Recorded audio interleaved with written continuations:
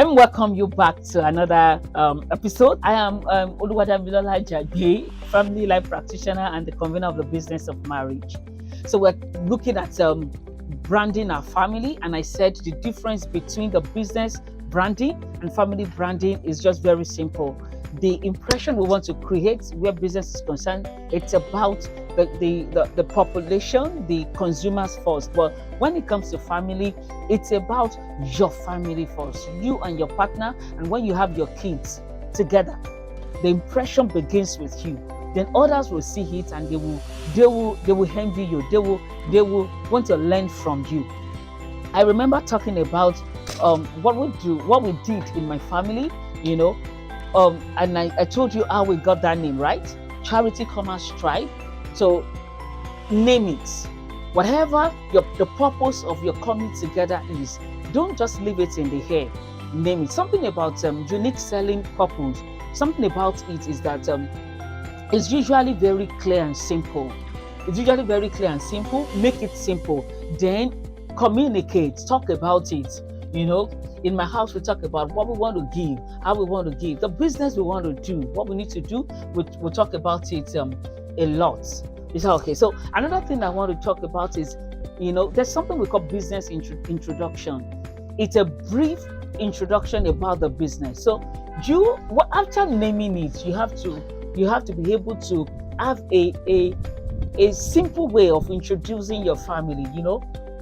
So in my family now, we are Charity, Strive. But so when we want to introduce ourselves, what we say is that we excel in business and we passionately give back to our community.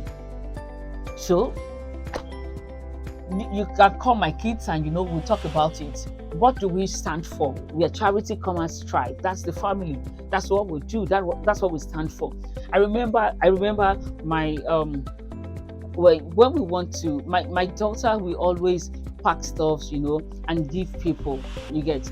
So there was this time she was packing some things and she wanted to give them out. And my first son said, "Can't we sell these stuffs?" So my daughter was like, "Why do we need to sell it when we can give it out? There are people that are in need of it. Let's give it out." You get. So I saw that there's a need to balance this. So I called my son. I said, "Okay, so why do you want us to sell it?" And he made a very profound statement. He said, "Mom, if we sell this thing, there are some people that they don't need the shoe. It's money they need. When they get the money, they can buy whatever they need with it." So I discovered that we are still on the same page. Is that okay? So somebody wants to give, somebody wants to sell. It's still business, and so we just need to see how to merge it together. So we only introduce ourselves, we say we excel where business is concerned, and we give back passionately. We passionately give back to our community. Is that okay? So there's need for that business introduction. There's need for family introduction. So when you get a name, also remember to write a brief intro for your family. Okay, so that's that. There's this other part I need us to look at. It's called business plan. There's always what we call business plan. Business plan is a document. A plan is a document. Is that okay? So there's need for us to have what we call the family plan as well. Is that okay? So this family plan is huge, but I'm going to do my best to put them together for us. Is that okay? So let me tell you what a family plan contains. It contains the family name the name you are giving to your family, the family introduction. Is that okay? Inside the business plan, that's where you have your family vision. That's where you have your family values. That's where you have your family DNA code. That's where you have your family legend. That's where you have your family rituals and routines. Then the family legends talk about a story. You create a story around your vision. You create a story around your vision. Just something to make you and your kids to understand what your family stands for. You get. Sometimes, we don't really, there's no document to talk to us about, to introduce or to talk to us about our lineage, our forefathers. You get. How they did their things, how they came to be who they are. We don't really have that story, but you can create yours. Is that okay? You can create yours. Then you also have your family routines and family rituals. Family rituals, what you want to do to achieve, to get to where you're going to, what you want to do at intervals, probably weekly, quarterly, yearly. There are things, when you look at the Jews, you look at the Israelis, you look at all of these people, they have, or you go to India and you go to China, they have things that they do together as family. They have rituals, they have culture, they have routines that they do regularly to bring the family together. That's why you will see that the business is passed from one generation to another. They have this culture, you get. So as a family, what do you want to do? How do you want to pass the vision down to the next generation? You've got to be intentional about it. What do you do on a yearly basis? When do you have your family meeting? When do you have your open day? When you and your spouse can sit together, even with your kids if you have, and you have serious conversation and nobody will be offended. So you've got to be intentional about that. Okay, at this meeting, what do we eat? Do we have a special meal? Do we have to invite some people? Do you understand? Just be intentional about that. That's what that is all about. If you're interested in having that document being set up for you, if you want that document, your family plan being put together for you, you can reach out to me. I can work with you so that your family can also have your family plan. It's necessary. It's a document that you can always work with. When people are coming to your house, you have a document to give to them. There are things we do in this, and there are things we don't do. It will also help you to know who you can welcome into your house, who you can allow to sleep over, and who you cannot. It will guide you. It will protect your home. It's necessary.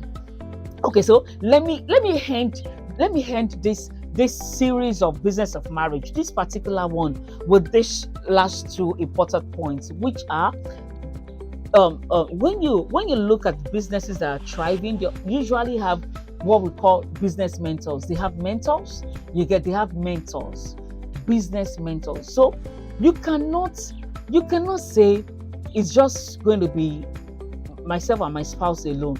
You need a mentor. You just need it. And you need to be intentional about this. You need to be intentional about who you choose as your mentor. Especially when it comes to your marriage, when it comes to your family, you need to be intentional. You need to carefully choose. And I always tell people, when you're not feeling too well, you see people rush down to the hospital to have their health check. But I always say that you really do not need to get to that point when you are critically ill before you go for your medical checkup. You should go for your medical checkup consistently, probably once in 6 months or just check it. You get. So the same thing applies to marriage. You don't have to get to that point when your marriage is about to collapse, is about to crash, before you go for what we call marital checkup. Be intentional about it. Is that okay? Some people, you see, the energy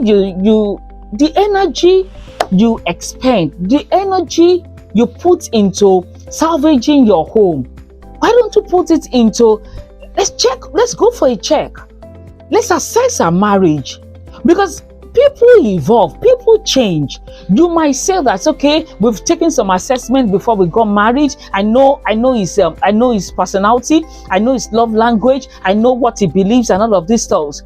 People change. What if he had changed or she had changed over time in that marriage? That's why it's always good. I advise people, go for a marital checkup at least once in 6 months.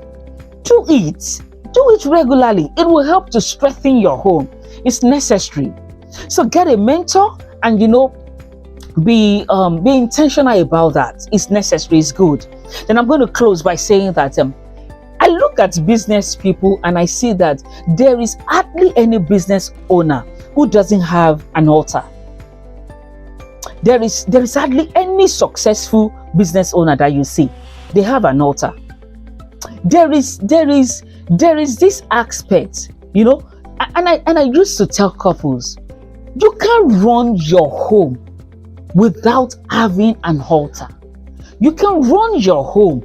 You see some business people, they open their shop and their mouth it's moving. They're saying some things, they're saying some words, and you just want to run your home like, at least we've read books, at least we know. No, have an altar and have your God that you call upon, because there is a God who will help you where your marriage is concerned. There is a God who will release wisdom unto you that you need for that marriage to run. So don't joke with your altar. Don't. Business people business owners who are running a thriving one, a successful one, they have a God they run to. Don't deceive yourself. They have God that they run to, that they cry unto. So don't think you can run a successful marriage without having God that you call upon. I'm going to see you another time when we will put together another series for you on the business of marriage. Till then, I am Oluwadamilola Ajagbe. Do enjoy God.